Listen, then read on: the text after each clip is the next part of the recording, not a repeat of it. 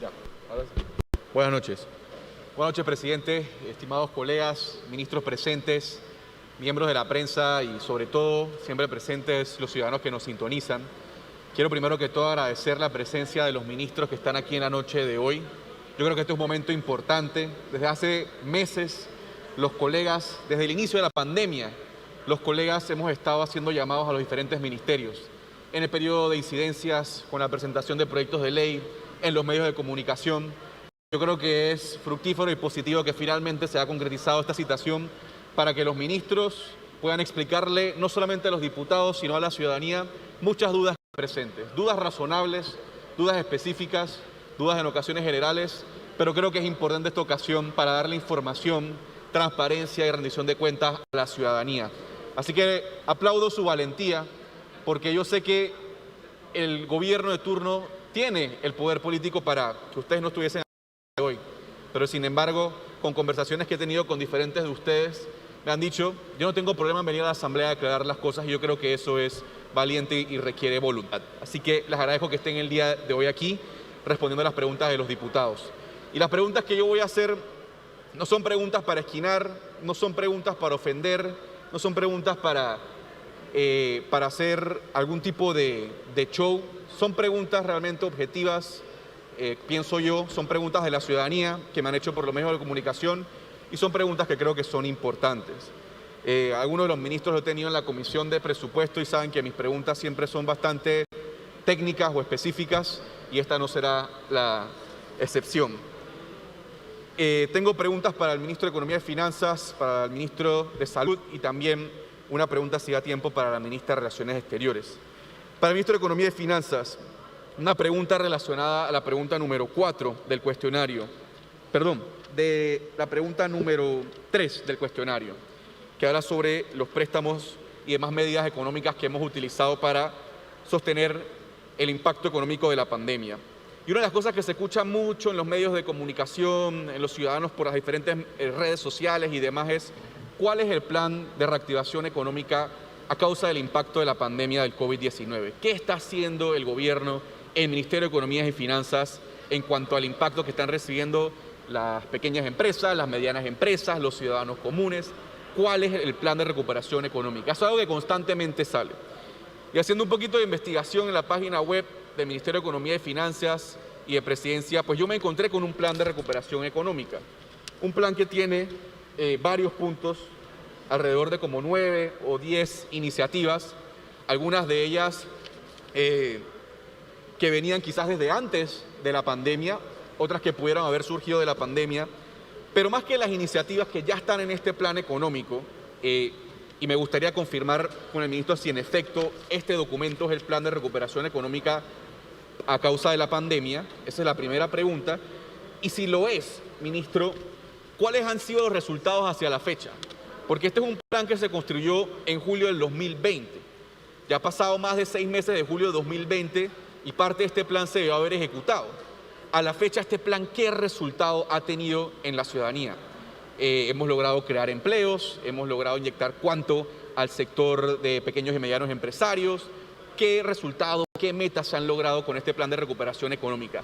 Presidente, por favor, si le puede ceder la palabra al ministro de Economía y Finanzas.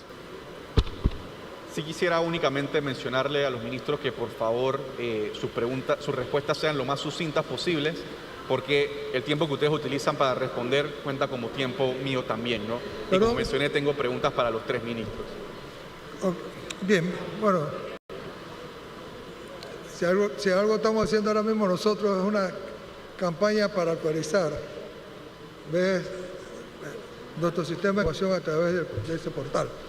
No está actualizado y entonces tenemos un plan realmente para hacerlo. Uno, nuestro plan estratégico de gobierno, que lo estamos actualizando debido a los cambios básicamente que han habido por razón del tema del COVID. ¿No? Todos unos temas que tienen que ver, ¿no?, con temas financieros, presupuestarios también, ¿no?, que la población regularmente está haciendo interrogantes realmente bien hechas sobre temas que tienen que ver con, ¿no?, temas presupuestarios y financieros. Realmente que también lo vamos a estar poniendo ahí con regularidad, básicamente. Miren, yo lo voy a ver desde el punto de vista de política económica en general, porque algunas políticas han ido orientadas básicamente, ¿no?, a fortalecer los fundamentos que nosotros necesitamos, no solo para un tema que siempre habla, que es la reactivación, básicamente. Uno trabaja fundamentos que van a facilitar la fuerza de la reactivación también, ¿no? Porque a veces, ¿no?, a mí una vez me preguntaron qué vamos a hacer, ¿no?, el 1 de enero del 2021, y la respuesta mía fue: el 1 de enero del 2021 es la continuación del 31 de diciembre de 2020, básicamente. Y eso realmente implicaba un mensaje. Lo primero que hemos hecho nosotros, que vale la pena decirlo desde el punto de vista de política económica, porque parte del tema, que a veces no es fácil cuantificar, es la política que se está utilizando y se ha utilizado, cuánto ayudó también a que no se afectara mucho más la ocupación y la desocupación, y sobre eso reconozco que en este momento no tenemos los estudios como para poder entonces decirlo, de cuál fue la efectividad de estas cosas que vamos a estar conversando en este momento. Primero, lo primero que hicimos nosotros, que sigue en pie, por supuesto, tiene que ver con cómo nosotros fortalecíamos la capacidad crediticia del sistema bancario para estar seguros que contribuíamos a la confianza que se le podía tener básicamente al sistema bancario. ¿Por qué? Porque entendíamos que estábamos hablando de dos grandes sectores que existen, ¿no?, en la economía en este caso. Nosotros no tenemos, como existe en otros países, un sector monetario y lo que era política fiscal. Desde el punto de vista de política pública, todo lo manejamos a través de realmente las finanzas públicas. Así que a través del gasto, a través del canal, básicamente, que representaba el presupuesto general del Estado, entonces tomamos una iniciativa para fortalecer esa capacidad crediticia de los bancos que facilitara que en momentos de necesidades bancarias, por ejemplo, desde el punto de vista de necesidad de liquidez, ellos tuvieran una ventana donde ellos pudieran realmente acceder a ellas. Así que eso fue parte de una estrategia que tiene que ver con fortalecer los fundamentos de un sector que es importante su vitalidad.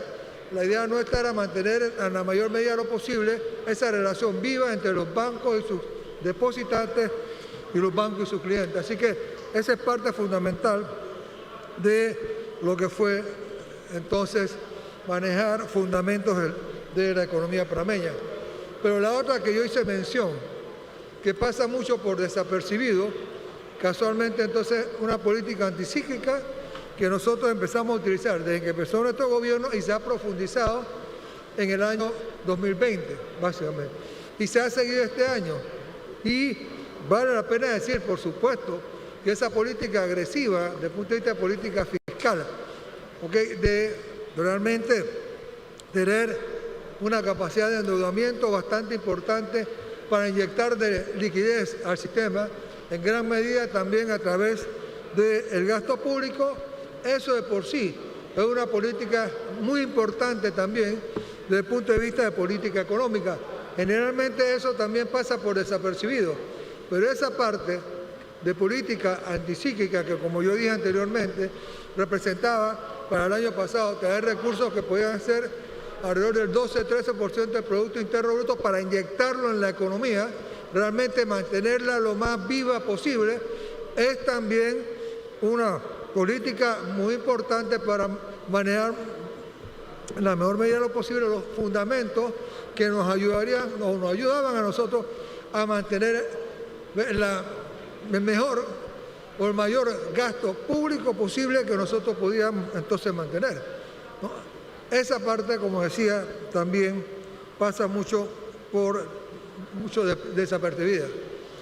Otro tema que para nosotros era importante, que fue una de las preguntas que hizo el diputado Brands, básicamente, que en este tema de manejar e inducir facilidades crediticias, por ejemplo, ¿no?, a un sector que tiene que ver con las MIPYMES, hicimos casualmente una política dirigida a esa, que significaba, por un lado, fortalecer a ANPYME, que pensamos fortalecerlo más, principalmente en el área que se ha quedado corto, que tiene que ver con garantías bancarias que faciliten, que les puedan realmente darle o que se canalicen un mayor nivel de financiamiento, casualmente a la MIPYME a través del sistema bancario, y el programa que hablamos también del BIP, que era lo mismo. Iba para un sector diferente que el que manejan pymes, que son un programa de 300 millones de dólares que tiene que ver casualmente con política pública. En este sentido, eso más otras medidas que tomamos, por ejemplo, de bajarle en forma importante el pago, la estructura tributaria que se cambió, por ejemplo, de la MIPYME, eso le bajaba el pago efectivo que en su momento pudiera tener las empresas estas que califican como MIPYME. No me acuerdo exactamente, porque estamos hablando de más de un tercio probablemente de ahorros en impuestos, ¿no?, que ellos pudieran tener cuando uno está viendo su plan de negocios para acceder, por ejemplo, a financiamiento bancario. Pero bueno, hubo una serie de acciones que tenían que ver con la MIPYME, que tienen que ver con también esta parte de ver cómo nosotros canalizábamos o podíamos inducir mayor financiamiento hasta esta MIPYME, básicamente. Gracias, ministro. Con eso la respuesta está bien. Voy a pasar entonces a las preguntas al ministro de Salud. Ya, ok. Salvo que haya algo extremadamente importante o urgente que quería continuar mencionando, o con eso... Bueno, básicamente nada más una serie de iniciativas en materia ya también del gasto público, ¿no? Yo mencioné los más salientes, la línea 3 del metro, que estamos viendo, el cuarto puente, que es bastante importante, también el tema que tiene que ver con la APP, que estamos hablando de ya varios proyectos que han aterrizado, que también van a ayudar a mover mucho el sector construcción, entre otras cosas, diputado. Gracias. Las siguientes preguntas, presidente, para el ministro de Salud. Sé que está ocupado, pero si pudiese pasar un segundo al micrófono. Ministro, yo sé que una de las preguntas del cuestionario trataba sobre la posibilidad de que se hagan cuarentenas y toques de queda hacia adelante. Esa es la pregunta número 12. Y bueno, ya a partir de hoy se han cambiado las medidas. Ya hoy los restaurantes, por ejemplo, pueden abrir. Ya no estamos aplicando la restricción en base a género para los diferentes locales comerciales. Pero una de las medidas que todavía sigue en pie es la de los fines de semana. Me gustaría saber qué tiene usted pensado, qué tiene el Ministerio de Salud pensado en cuanto a los fines de semana y las restricciones que hay hacia ahora. ¿Qué cambiaría la decisión hacia abrirlos o no? ¿En cuánto tiempo pudiésemos esperar una posible decisión positiva o negativa en cuanto a la restricción que hay hoy en cuanto a la libertad de movimiento en los fines de semana? ¿Qué planes tienen y de qué dependería esa decisión?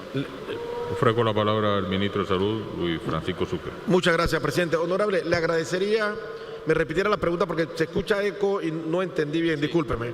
En sencillo, los fines de semana hoy están en cuarentena total. Correcto. No se puede salir, no se puede ir a comprar nada, no puede uno transitar libremente. ¿Tienen ustedes planes para cambiar eso prontamente? ¿En cuánto tiempo? ¿De qué dependería la decisión? ¿Prevé que se va a mantener los fines de semana cerrados por mucho tiempo, por corto tiempo? En fin, ¿qué está pensando el Ministerio de Salud en cuanto a la cuarentena total que hay hoy de los fines de semana? Muy bien, muchas gracias, honorable. Fíjese, realmente el mantenernos en cuarentena los fines de semana ha demostrado ser efectivo. Inclusive en la cuarentena pasada, una de las cosas que nos ayudó a disminuir o a mantener bastante la meseta fue precisamente el mantenernos por algún tiempo en la cuarentena los fines de semana. Ahora, todo esto va a depender de las estadísticas, de cómo ande la cantidad de casos, de cómo vayamos evolucionando. Yo quiero decirle hoy que realmente el equipo de salud está bastante optimista. Hemos venido viendo un descenso en la curva muy interesante, muy importante. Los casos positivos inclusive han estado disminuyendo también la letalidad, la cantidad de muertes. Las camas en los hospitales, estamos comenzando a ver que ha disminuido su ocupación de camas, no solamente en salas, sino también en cuidado intensivo, y esto es alentador.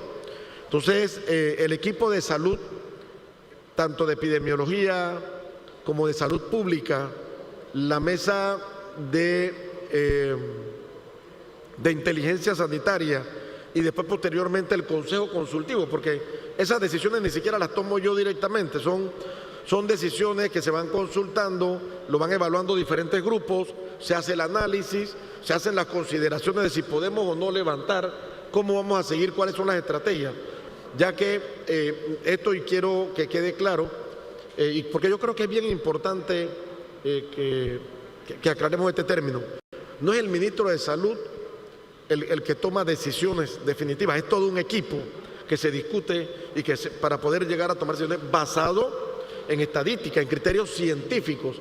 Entonces, por ahora, el equipo ha tomado la decisión, el equipo de salud, de mantener esa cuarentena de fines de semana.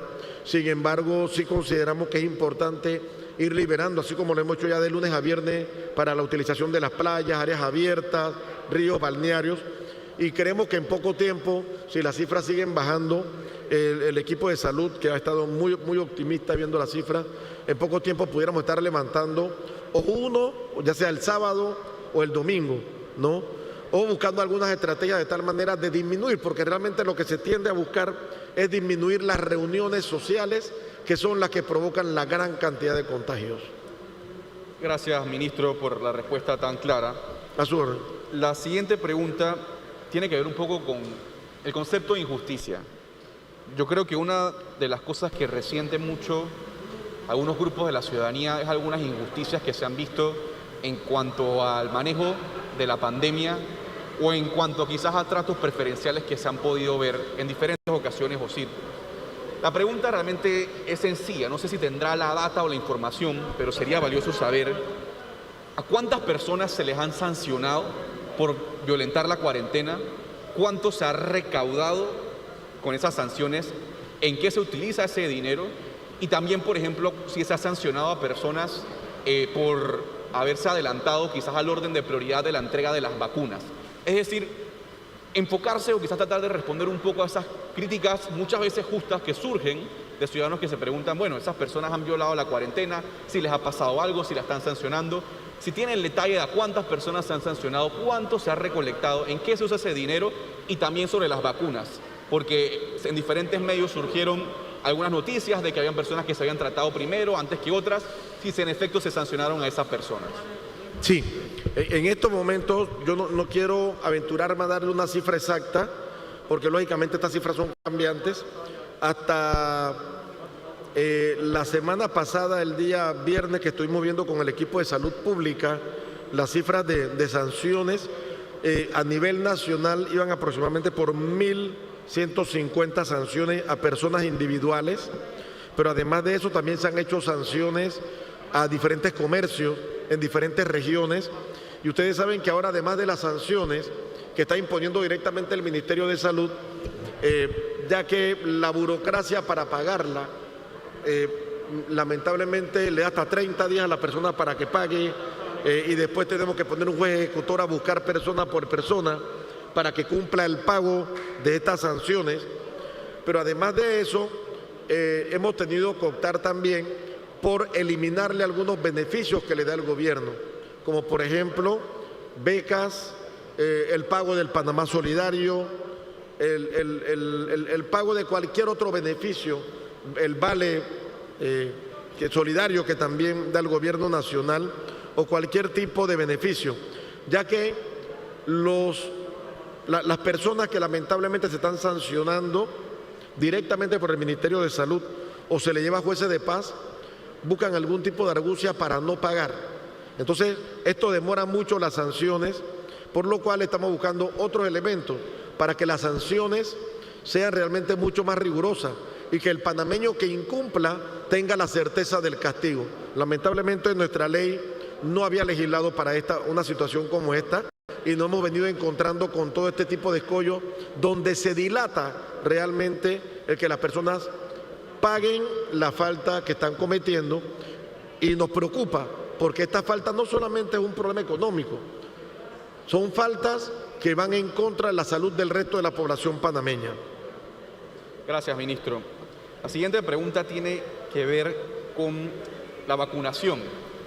¿Cuándo ustedes estiman que el 75% de la población esté vacunada. ¿Cuándo? ¿Cuándo ustedes estiman que el 75% de la población esté vacunada y cuándo estiman que el 100% de la población esté vacunada? ¿Cuánto es suficiente para lograr esa inmunidad? He entendido que es 75%, pero ¿cuándo ustedes estiman que se va a lograr eso? ¿Al final del 2021? ¿A mitad? ¿Próximo año? En fin, ¿cuál es su visión de cuándo vamos a lograr esa inmunidad? Sí, mire, realmente nuestros planes iniciales, en caso de recibir todas las dosis de vacuna tal y como las veníamos pidiendo, habíamos hecho un análisis de que podía ser para julio. Sin embargo, viendo el atraso que están teniendo todas las casas productoras de vacunas, realmente en estos momentos decirle que para julio estaríamos especulando y nosotros ya hemos perdido de vista que pueda ser realmente para julio. Nosotros consideramos que posiblemente para octubre o noviembre pudiéramos tener ya el 70% de la población vacunada. Ahora, esto va a depender mucho de las entregas. Si nos aceleran las entregas, el equipo de enfermería que tenemos es un equipo que tiene mucha experiencia y trabaja muy rápido. Así que sería cuestión de distribuir rápidamente las vacunas que tengamos para que las mismas se apliquen a nivel nacional. Pero esto va a depender realmente de la velocidad con que nos lleguen los embarques de vacunas y la cantidad de dosis que se nos vaya entregando. Gracias, ministro. Sé que es una pregunta difícil de responder la que acabo de hacer, pero bueno, por lo menos tener una idea de hacia dónde vamos es importante. Ministro, yo sí tengo que hacer esta pregunta y no sé si la pueda responder usted o algún miembro de su equipo que sea abogado o jurista, pero es sobre lo que han conversado algunos colegas aquí en la sala, en el día de hoy, y es sobre las medidas que se han tomado o la legalidad de las medidas que se han tomado en cuanto a la cuarentena. Yo sé que, por ejemplo, el decreto que recientemente emitió el MINSA, el decreto 71 del 5 de febrero de este año, el decreto 1222 del artículo 3 del año pasado, estos decretos que han salido, en el cual firma el presidente de la República, el cual firma usted, que establecen medidas para mediar con la pandemia, para reducir casos en los cuales está limitar el tránsito, pero también está, por ejemplo, cerrar restaurantes, cerrar locales, cerrar el comercio. Ahora, yo entiendo que cuando leo esos decretos, se fundamentan en el artículo 27 de la Constitución, que establece la limitación del tránsito libremente por el territorio nacional. Y comprendo, con ese artículo me haría sentido de que se puede limitar el tránsito libremente de las personas con los decretos que se han hecho. Sin embargo, ese artículo no establece la posibilidad de limitar la apertura de comercios, la apertura de restaurantes y demás. O sea, lo que voy es, y la pregunta que he hecho desde el inicio de que empezó la pandemia y que se tomaron las medidas no solamente de usted, sino de la ministra que estaba anteriormente, es ¿por qué nunca vinieron esas medidas aquí a la Asamblea Nacional cuando el artículo 55 de la Constitución es claro y que cuando se decreta un estado de urgencia tiene que venir acá a la Asamblea Nacional, se tiene que aprobar en la Asamblea Nacional y todos los diputados tienen que poder aportar? Sin embargo, hemos visto que se ha limitado la libertad de tránsito, se han cerrado locales y a juicio de este diputado no ha sido de la manera constitucional como le exige la norma. Pero no sé si ustedes tienen ahí un abogado que nos pueda explicar su argumentación, su razón de ser, de cómo se han limitado la libertad de tránsito, la apertura de locales y otros derechos humanos fundamentales sin sustento constitucional para, por lo menos, la opinión de este diputado. Sí, no entendí muy bien la pregunta, pero creo que la puedo entendiendo y tratando de resumirlo. Entiendo que la pregunta es ¿por qué no se ha traído todas las leyes a la Asamblea y se ha tomado decisión por decreto? ¿Eso es? La pregunta es sencilla. Hoy vivimos en una cuarentena total, ¿verdad? No hay libertad de tránsito después de ciertas horas, se cerraron comercios, no se puede caminar los sábados y los domingos.